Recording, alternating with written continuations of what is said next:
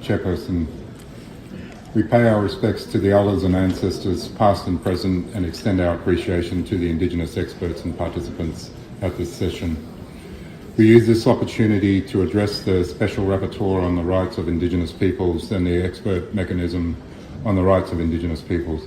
This includes the ongoing issue of First Nations culture and heritage rights and the implementation of the Declaration. The New South Wales Aboriginal Land Council makes the following recommendations to the Permanent Forum, including that all states implement the United Nations Declaration on the Rights of Indigenous Peoples within domestic legislation and policies at all levels.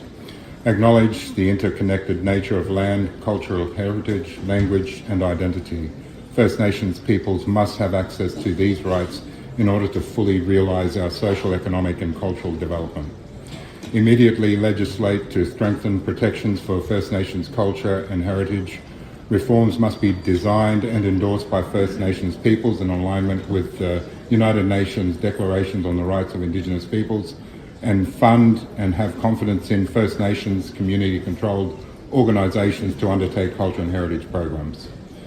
A strong connection to country and culture is integral to Aboriginal identity and is inherently linked to the development of strong, sustainable Aboriginal communities. Aboriginal heritage is complex, living and evolving, and is connected not just through historical artefacts, but through songlines, storylines, landscapes and waters. Country, culture and Aboriginal peoples are linked. This connection existed and persisted before and beyond colonisation, and with the destruction of our culture and identity of Aboriginal peoples is harmed. Australian governments are failing to protect our culture and heritage. Legislation designed by these governments is not inclusive, not responsive, denies accountability and continues to enable ongoing destruction of our heritage and culture. The destruction of Juukan Gorge in May 2020 triggered an ongoing global conversation about the protection of First Nations culture and heritage.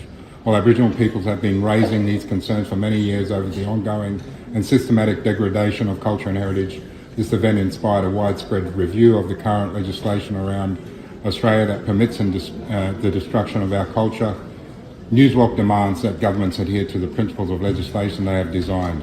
Current legislative systems perpetuate the destruction of our culture by limiting the control Aboriginal people have over the protection and management of our culture and heritage, and failing to adequately incorporate Aboriginal concepts of culture and heritage. Laws focus on material or physical cultural heritage referred to in legislation as objects, places or areas.